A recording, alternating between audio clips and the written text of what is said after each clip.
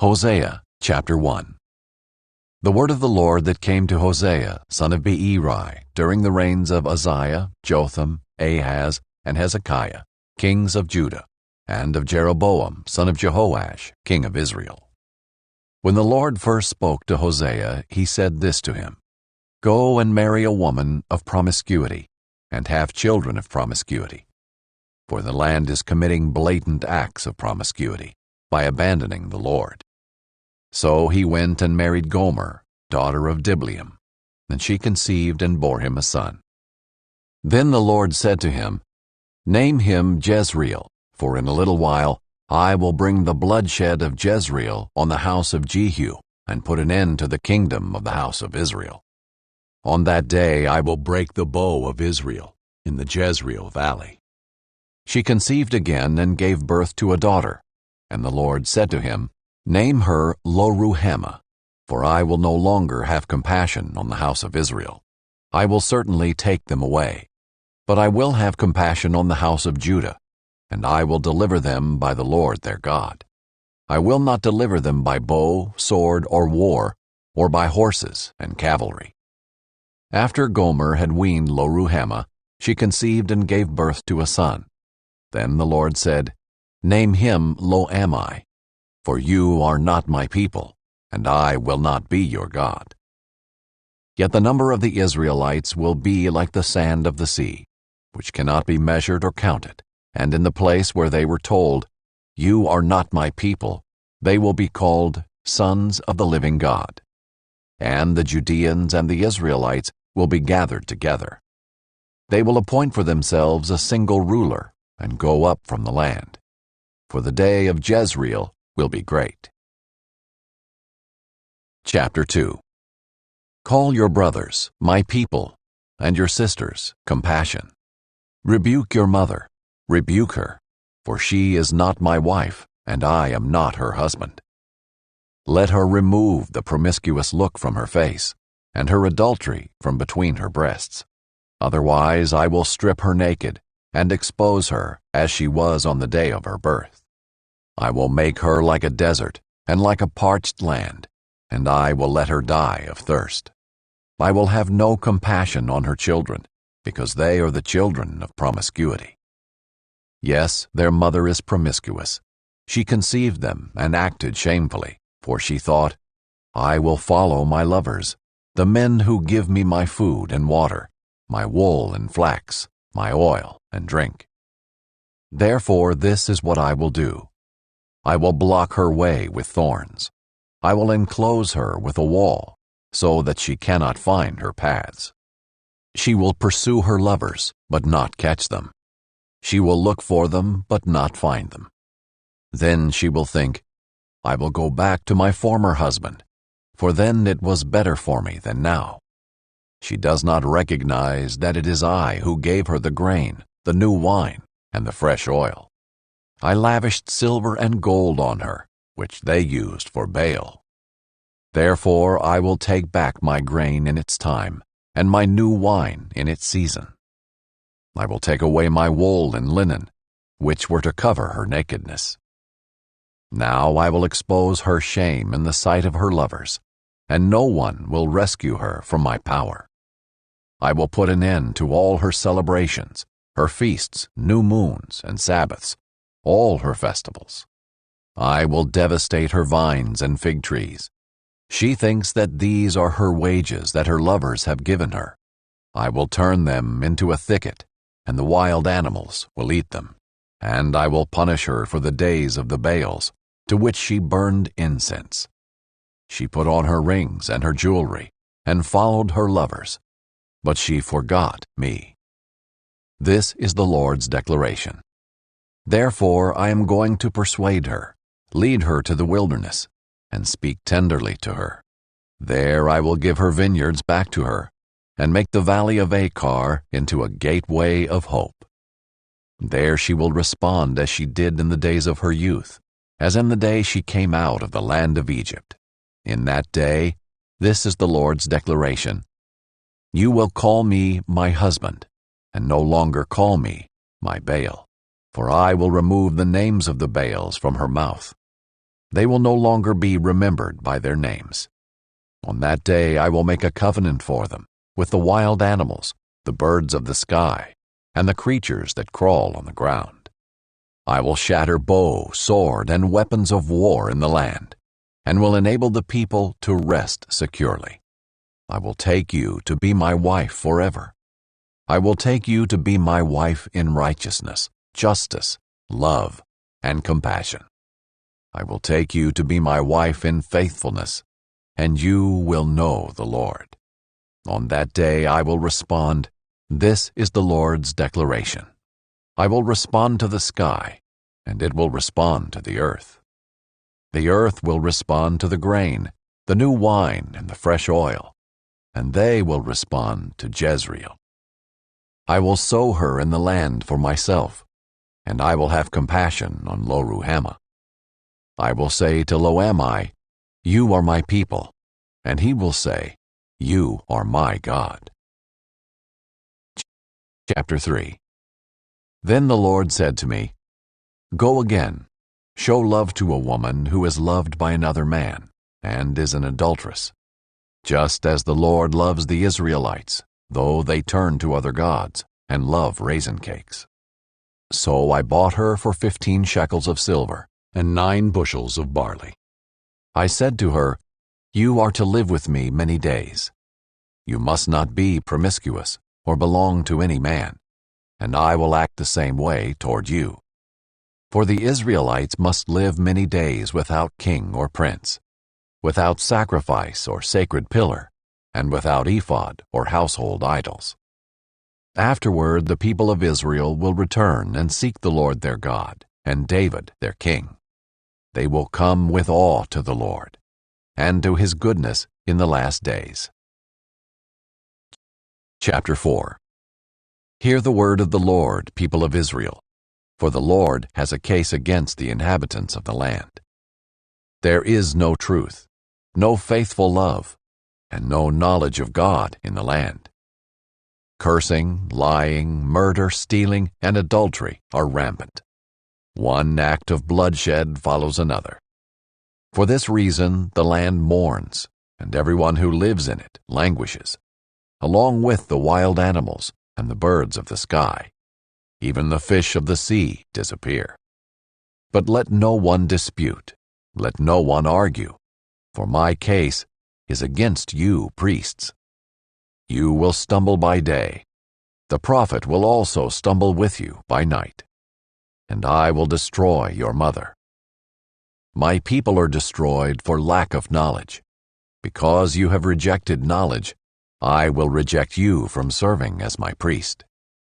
Since you have forgotten the law of your God, I will also forget your sons.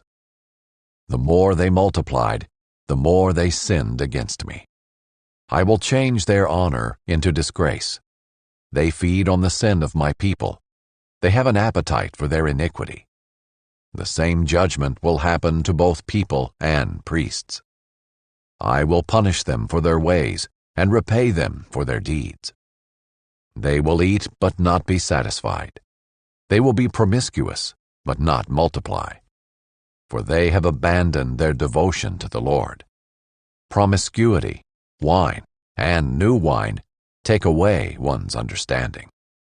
My people consult their wooden idols, and their divining rods inform them.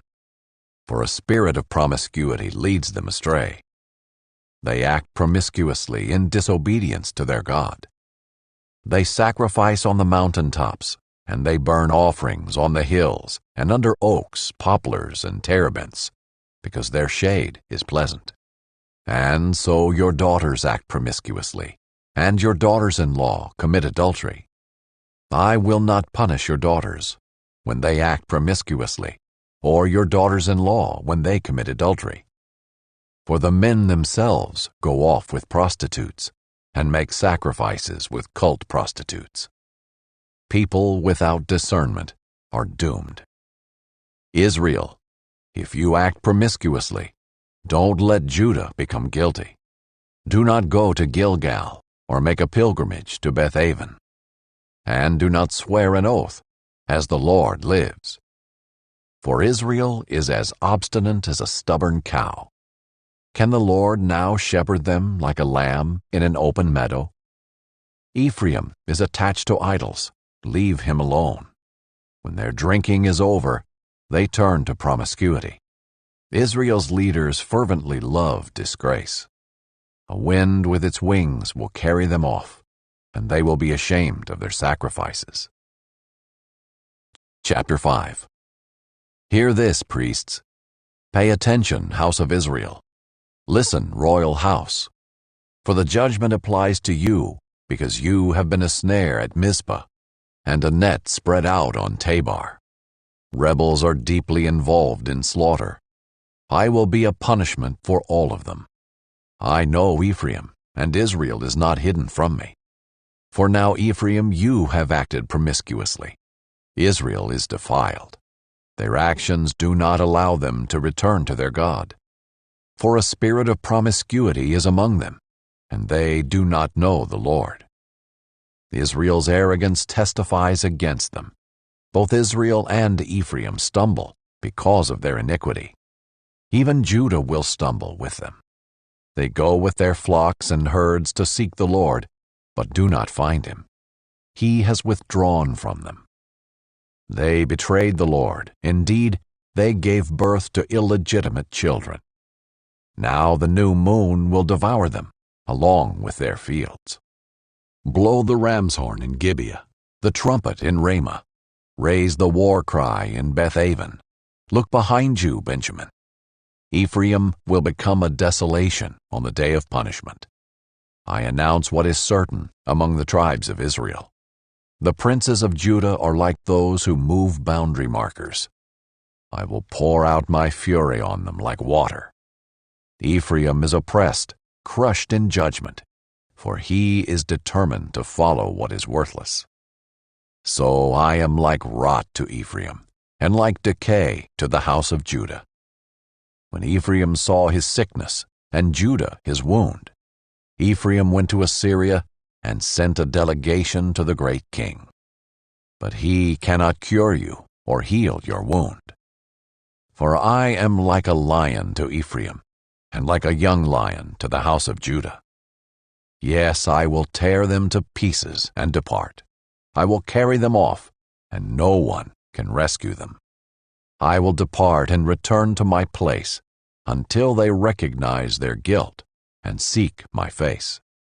They will search for me in their distress. Chapter 6.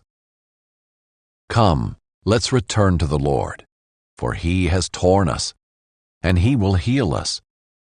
He has wounded us, and he will bind up our wounds.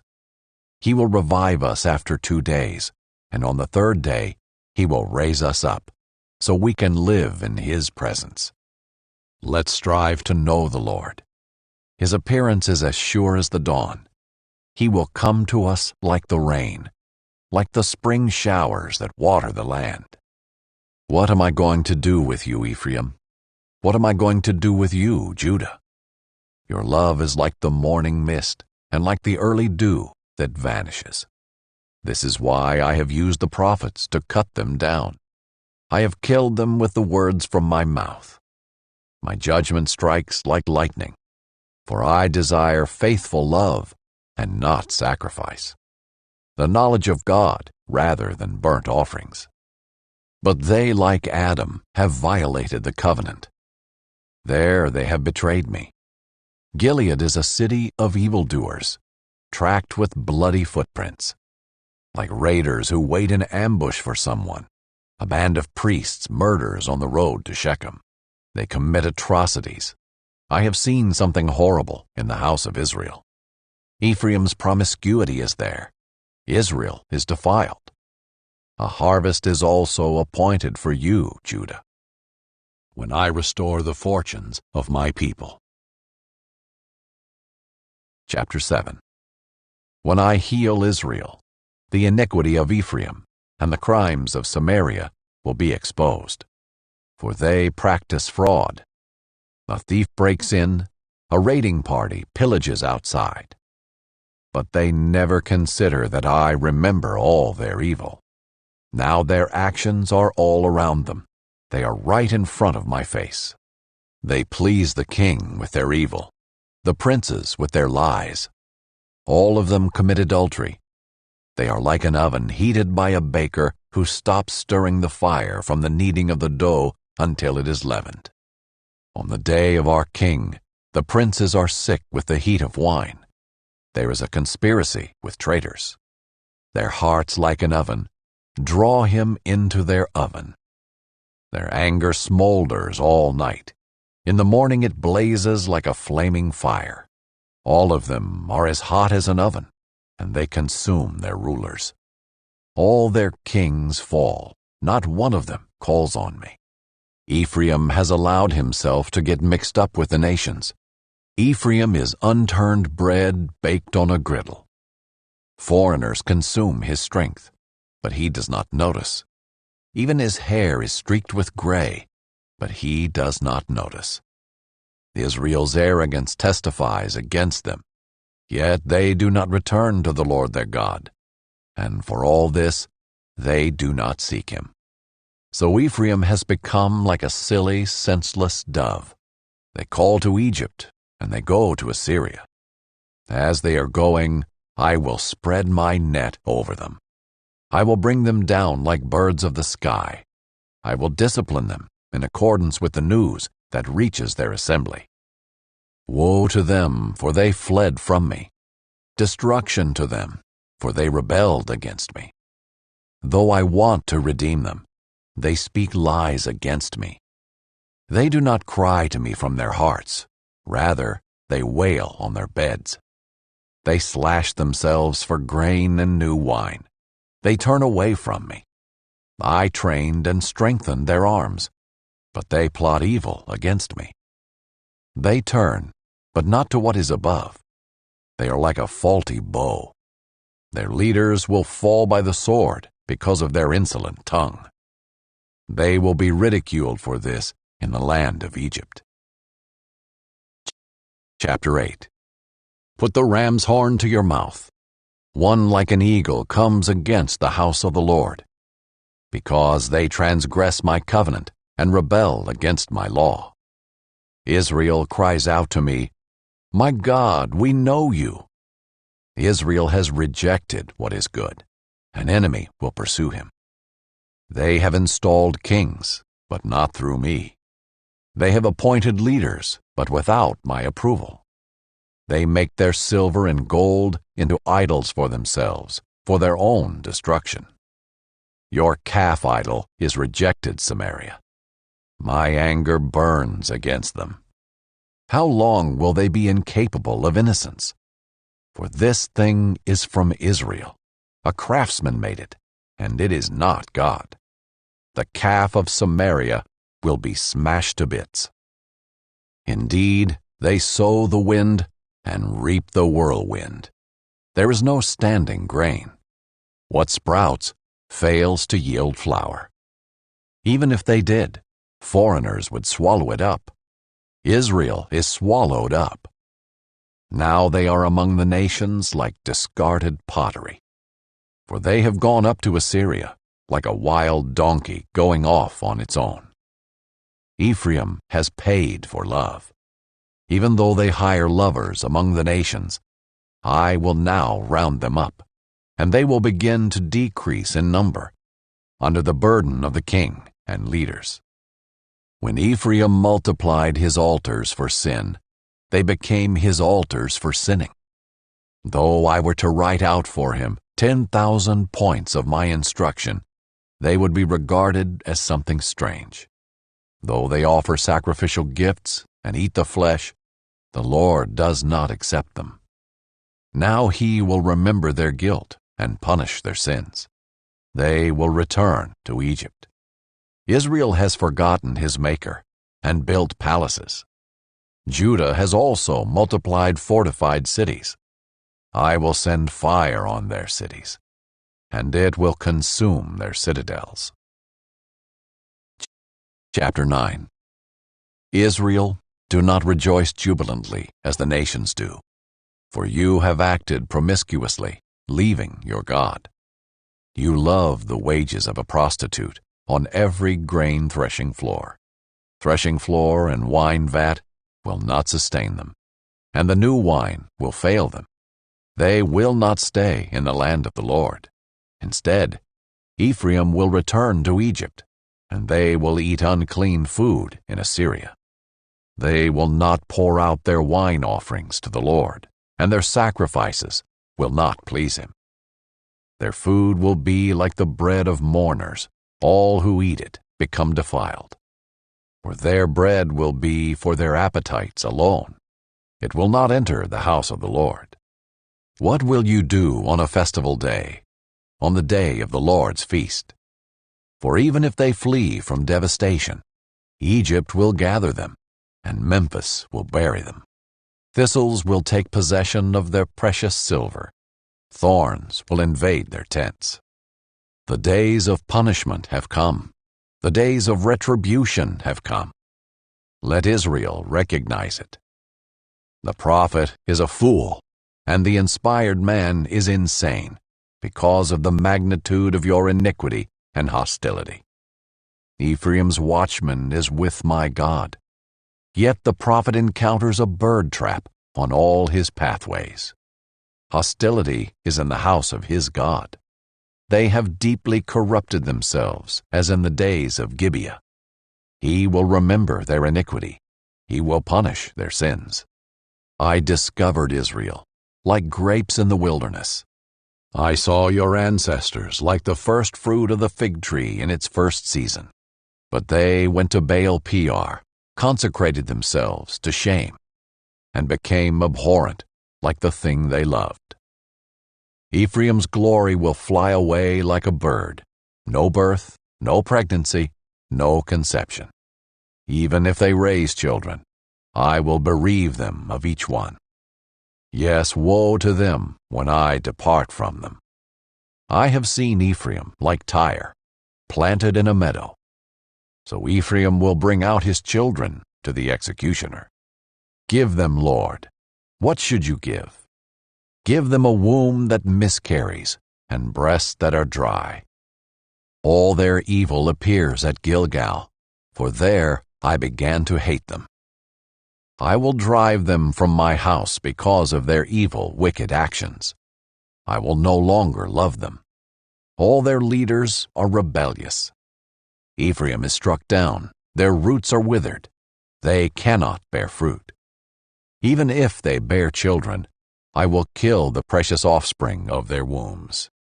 My God will reject them, because they have not listened to him. They will become wanderers among the nations. Chapter 10. Israel is a lush vine. It yields fruit for itself. The more his fruit increased, the more he increased the altars. The better his land produced, the better they made the sacred pillars. Their hearts are devious. Now they must bear their guilt. The Lord will break down their altars and demolish their sacred pillars.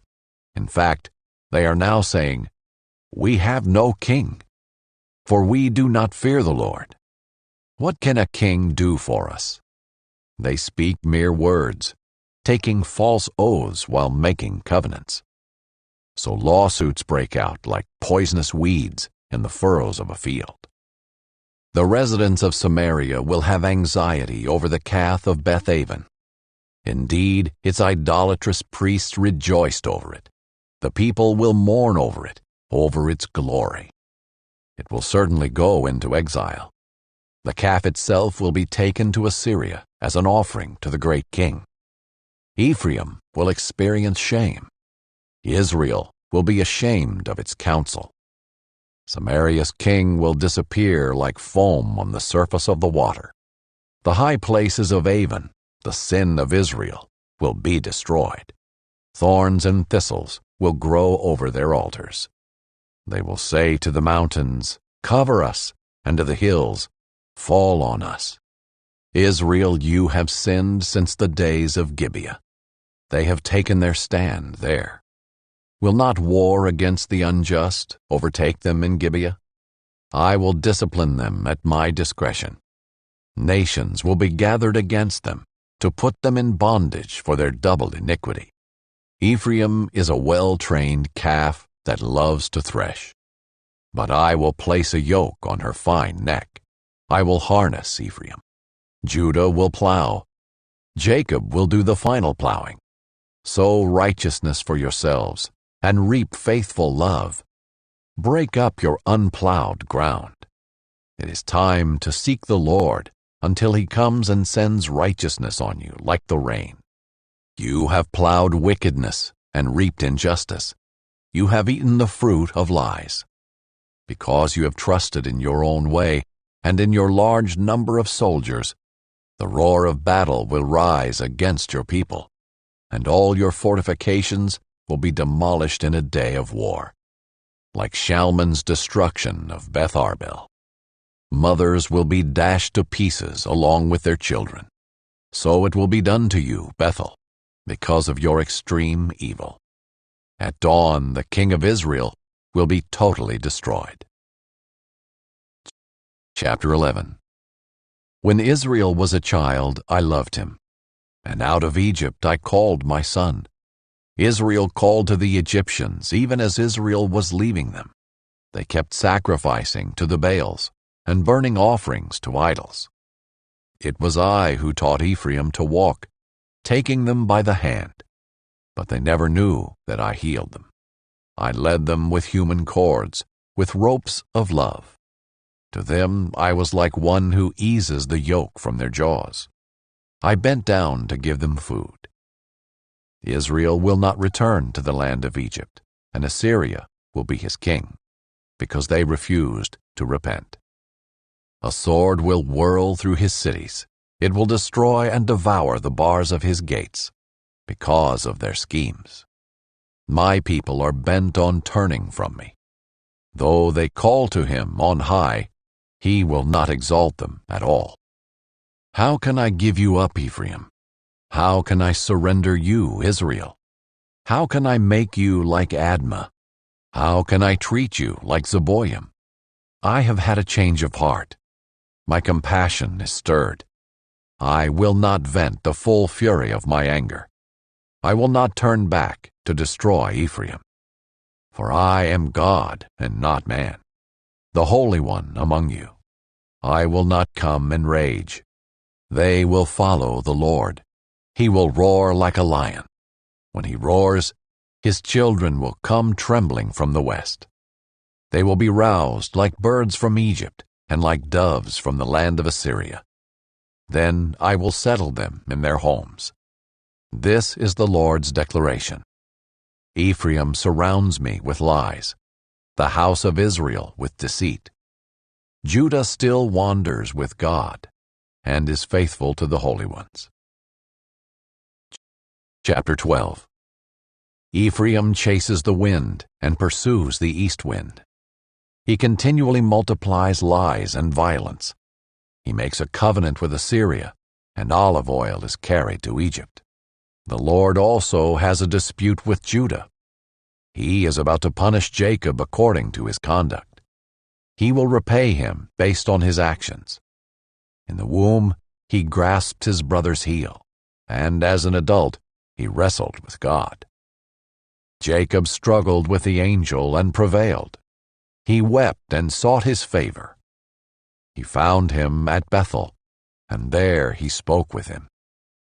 The Lord is the God of armies. The Lord is his name. But you must return to your God. Maintain love and justice, and always put your hope in God. A merchant loves to extort with dishonest scales in his hands. But Ephraim thinks, "How rich I have become! I made it all myself. In all my earnings, no one can find any iniquity in me that I can be punished for. I have been the Lord your God ever since the land of Egypt. I will make you live in tents again, as in the festival days. I will speak through the prophets and grant many visions. I will give parables through the prophets. Since Gilead is full of evil, they will certainly come to nothing. They sacrifice bulls in Gilgal. Even their altars will be like piles of rocks on the furrows of a field. Jacob fled to the territory of Aram. Israel worked to earn a wife. He tended flocks for a wife. The Lord brought Israel from Egypt by a prophet, and Israel was tended by a prophet. Ephraim has provoked bitter anger, so his Lord will leave his blood guilt on him and repay him for his contempt. Chapter 13. When Ephraim spoke, there was trembling. He was exalted in Israel, but he incurred guilt through Baal and died. Now they continue to sin and make themselves a cast image, idols skillfully made from their silver, all of them the work of craftsmen. People say about them, "Let the men who sacrifice kiss the calves." Therefore they will be like the morning mist, like the early dew that vanishes, like chaff blown from a threshing floor, or like smoke from a window. I have been the Lord your God ever since the land of Egypt. You know no God but me, and no Savior exists besides me. I knew you in the wilderness, in the land of drought. When they had pasture, they became satisfied. They were satisfied, and their hearts became proud.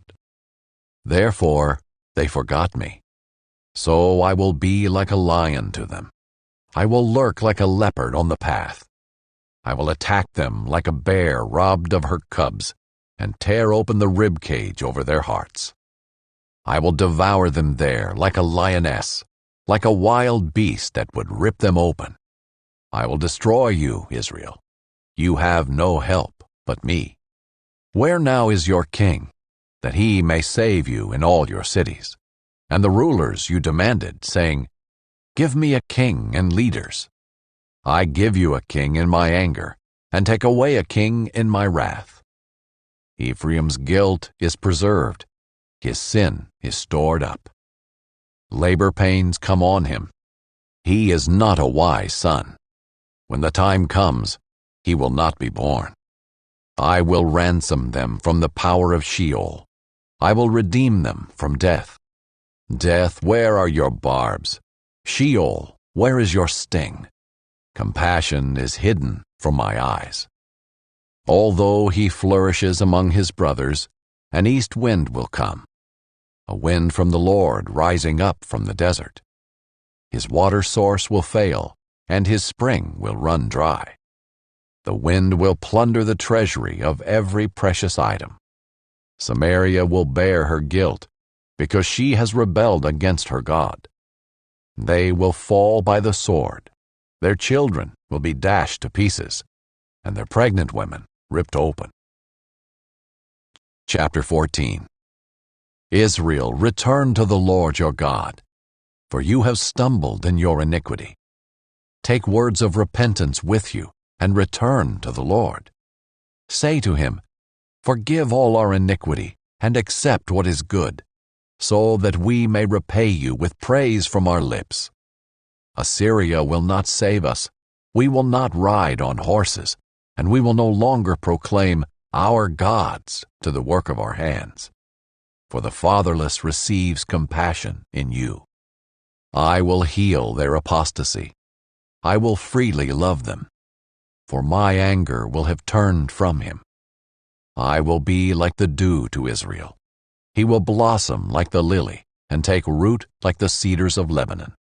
His new branches will spread, and his splendor will be like the olive tree, his fragrance like the forest of Lebanon. The people will return and live beneath his shade. They will grow grain and blossom like the vine. His renown will be like the wine of Lebanon. Ephraim, why should I have anything more to do with idols? It is I who answer and watch over him. I am like a flourishing pine tree. Your fruit comes from me. Let whoever is wise understand these things, and whoever is insightful recognize them. For the ways of the Lord are right, and the righteous walk in them, but the rebellious stumble in them.